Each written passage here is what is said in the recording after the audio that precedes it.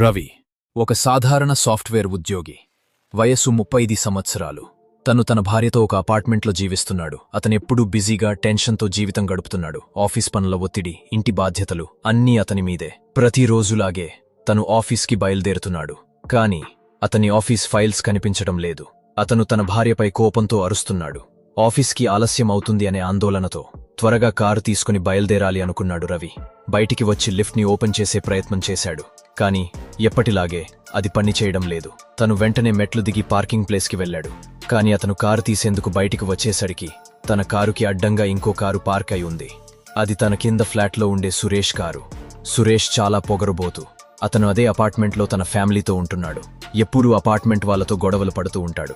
ఇంతకుముందు ఒకసారి అపార్ట్మెంట్ మీటింగ్లో సురేష్ మరియు రవికి పార్కింగ్ విషయంలోనే గొడవ కూడా అయింది. కోపంతో వెంటనే వాచ్మన్ను పిలిచాడు రవి. కారు తీయమని చెప్పు అన్నాడు. వాచ్మన్ వెళ్లి సురేష్కి చెప్పాడు. సురేష్ వాచ్మెన్తో 2 నిమిషాల్లో తీసేస్తా అని చెప్పు అని అంటాడు. అది విన్న రవి ఒక్క క్షణం కూడా ఆలోచించలేదు. నాకు టైం లేదు అంటూ కోపంగా తన కారు తీసే ప్రయత్నం చేశాడు. తన కారు పక్కనే ఉన్న సురేష్ కారుని తాకుతుంది. బాగా శబ్దం వస్తుంది. Car alarm మోగుతుంది.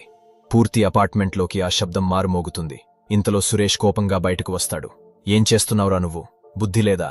నా కారు నాశనం చేశావు అంటూ అరుస్తాడు. రవి కూడా ఊరుకోడు. నీ వల్లే ఆలస్యమైంది, నువ్వే తప్పు చేశావు అని గట్టిగా మాట్లాడతాడు. ఇద్దరూ ఒకరినొకరు తోసుకుంటారు. గొడవ పెరుగుతుంది. అపార్ట్మెంట్లోని వారంతా వచ్చి చూస్తున్నారు. అప్పుడు సురేష్ మామగారు వచ్చి గొడవ ఆపే ప్రయత్నం చేస్తారు. ఇద్దరూ ఆగండి పిల్లలు, సమస్య చిన్నదే, ఎందుకింతగా అని ప్రశాంతంగా చెబుతారు. కాని రవి ఆ సమయంలో కోపంలో ఉన్నాడు.